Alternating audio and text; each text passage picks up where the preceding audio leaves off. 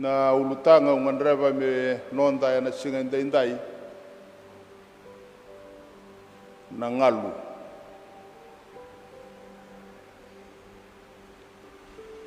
Na baka nomondi.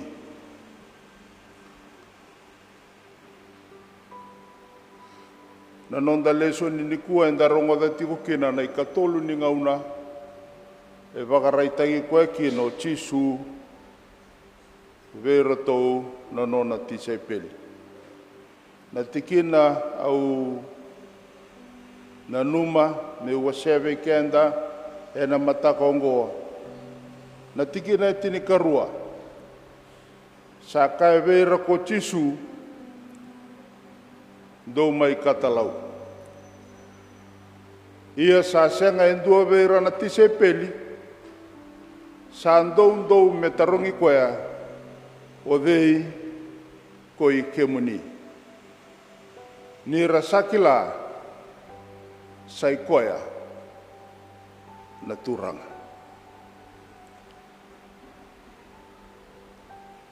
Na mataka ni singo ya na vesu reiti nei tisu vera tau na tise peli e vei sau wakandua kina na itovo ni non ratou ndambe vata. E vei sau wakandua nanraki na i wakamadhalanda utu vera tau na tise peli. Nambula ni vei CCV o dei e levu dhake. E na mataka ni singo ya e ratou sa ngalunga. Tukuna nei wola tambu asa senga ni ndua vera tau sa andou me tarongi koe. Kanira tau sakila sai koe na turang. Nanraki ni waka nomondi. Sayali na i waka madhala. Era tau sa ngalu na tisai peli. Oia na kaya kautamai na kaukaua ni tuta ke tale mai na mate. Sa rai o ti waka vida vera tau na ngone turang o Jisu Karisto. E na vida na lesoni e nda waka muria tiko mai e na nonda wili wola tambu e na vesinga. Nda raida tiko kina na venra keso ni non ratou vingo matiko na tisai peli. Na i tukutuku ni tuta ke tale mai na mate nei tisu. Na non ratou lesu mai na marama me wakaya wala o marika. E tumburi ratou e ndua na rere. E ratou sautani nini. O ratou sinrawa ni mai wama madhala taka rawa e ndua na ka. Ia e na mataka ni singa ya. Tukuna nei wala tambu sa senga ngani ndua vera tau e ndou me tarongi koea. Ka ni ratou sakila. Sai koea nga na turang. E rei ngā mai o Andrew, rei ani o Che Mesa. Sota ngā nai loka ni matanrau, senga na biho saki. Ngamu no ngusu. Senga na smile. Rei ngā mai rei ani, sota ngā nai loka ni mata. Adua. Sa senga ni dua, veira tau, sa ndou me tarongi koe. Na ngalu ni wakaroko-roko. Bale tartau kilau koe ngangko na nurtau turanga. O koe ngangko ratuan rotaka. Wei wanuan duindu e ratau lai wuni tumai kina, me ratau wararai tumai. Sangai kauda ke na uli wono mai kalibari. Lau wako kamani mate sara. E na kau vela tai. Koe ngana non ratou turanga, koe ratou an rotaka. O koe ngai angko sa tungko.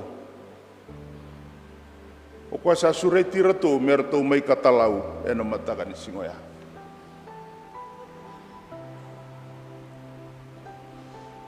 ke ambule na ngauna ya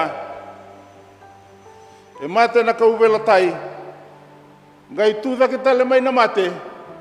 ke ne mbale o koe senga ni mate rau o koe senga na nona i teke vu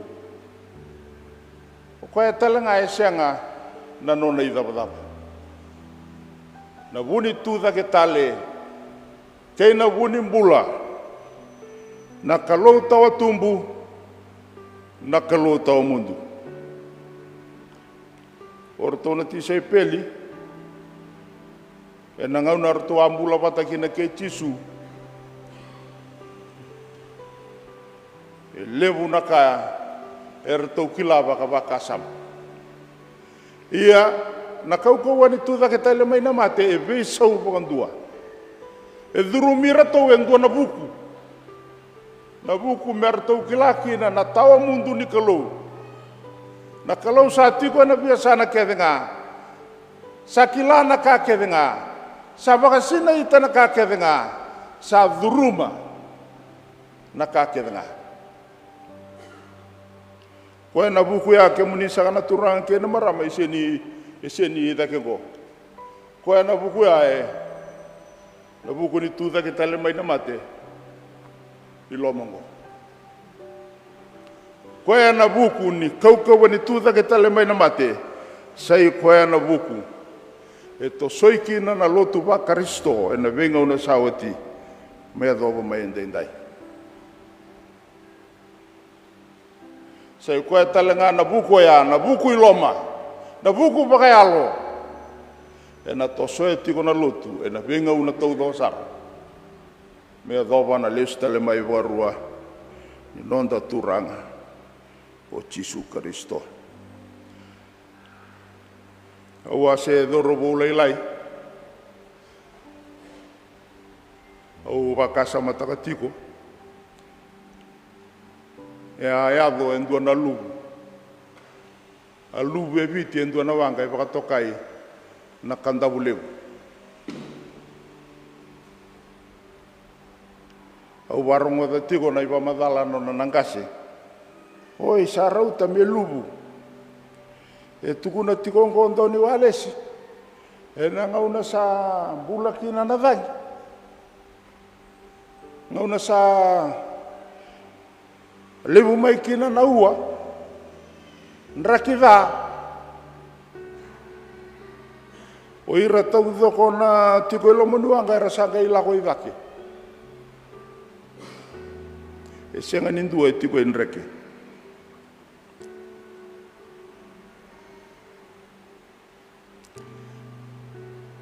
kene bale rao sarna lubu ni wanga bale te bimbi dake e lala tuira e ana buni kena lubu na kanda buleu au bana numatiko na e ramadala ne nongu ngase e na ngono ya u sember ni bulikina ke muni sakana turanga kena marama ke muni na barong sakatiko mai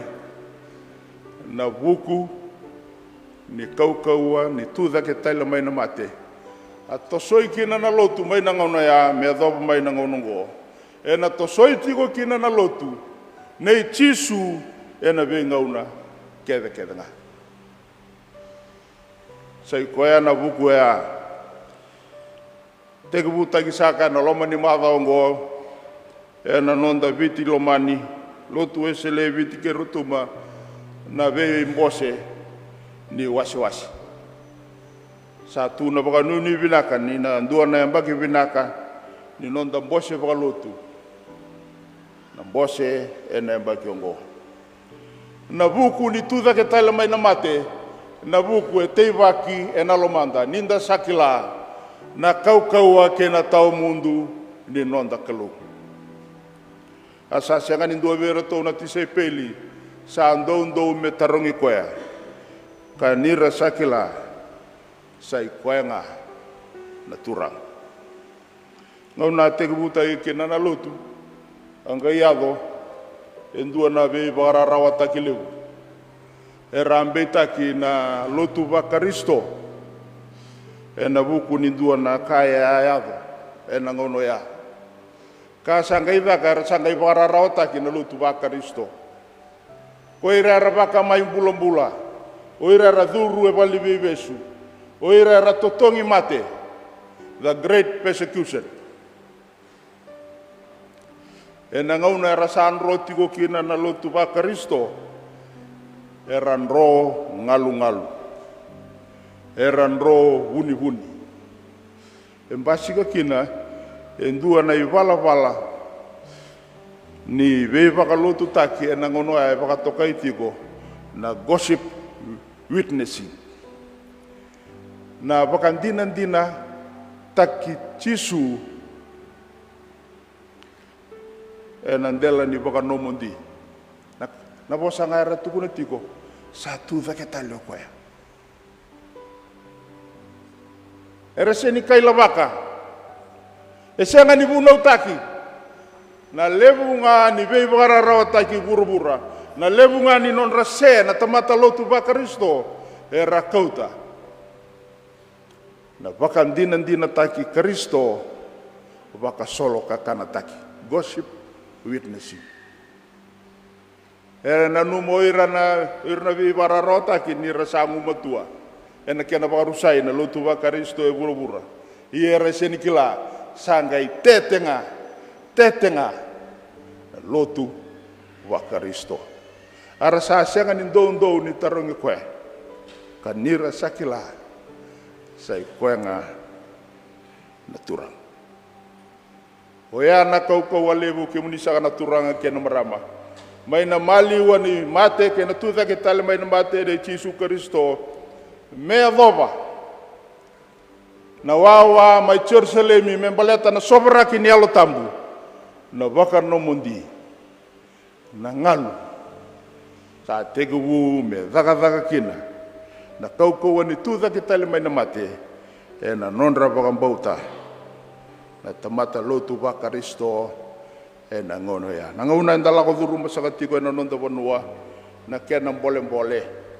sanu itaka koto matanda na dingi au sanu itaka ninda na maroro ya na ivakara wongo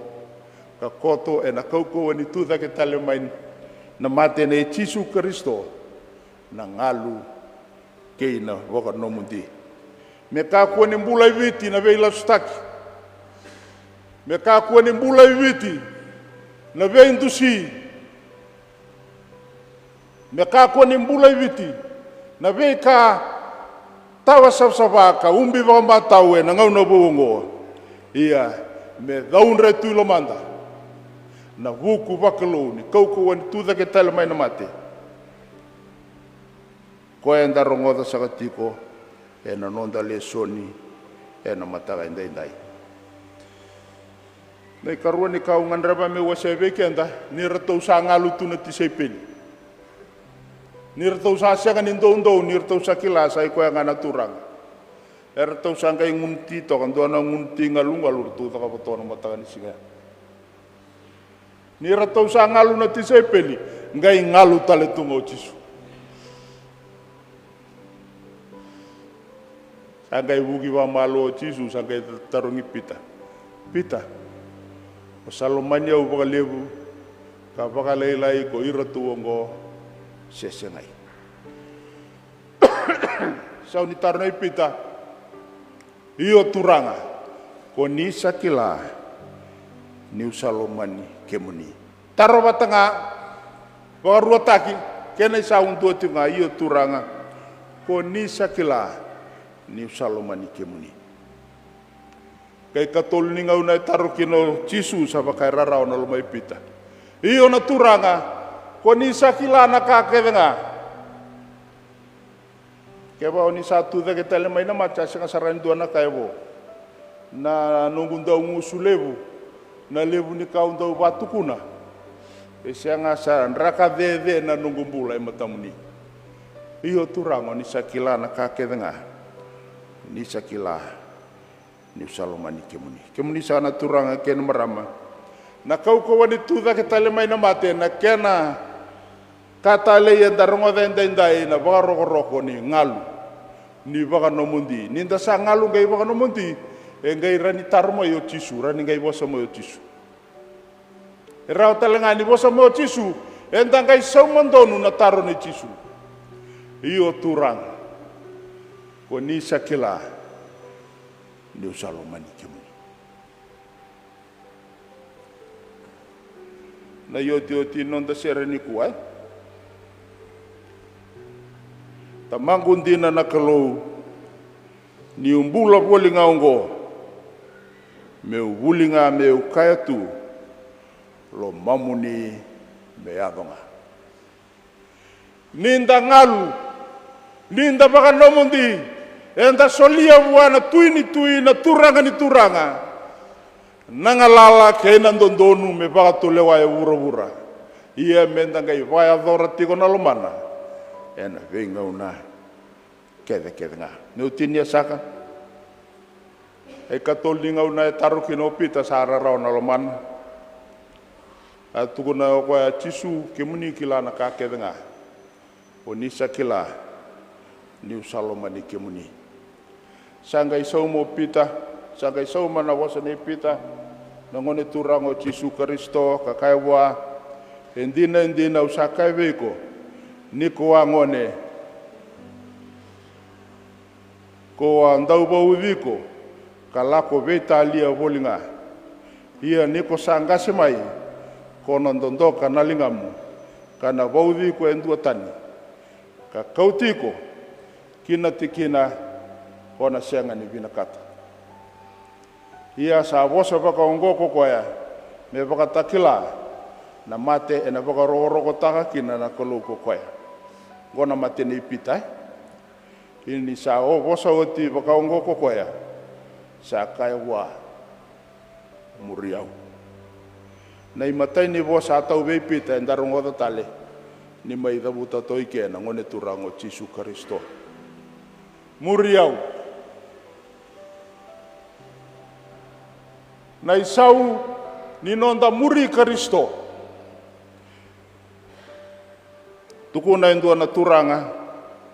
ni chamani ni kavivi gotiko Yesu lako mai o lako mai mo mai mate na ngalu na baka no mundi ni nonda tiko baka rorongo me bosa mai o Yesu me rawa ninda ngai baka yado ni lo mai Yesu ena nonda bula ke na nonda ila ola o iko pita na nomu mate talenga ena baka takila na nomu mate na kai baka rogo taikina na kalu ia ni sa boso ti baka ngoko koya sa kai wa muriau sa kambimbi na baka nomondi na ngalu keina nonda baka rorong itarai ke anda na kauko ni tuda ke tele mai na mate enda rawa ni tosoe tiko kina na daga tambu ka sabsawa e kadivi kenda kina na kalu menda i vagayado ni lomana e na nona matani tu sa kadivi kenda kina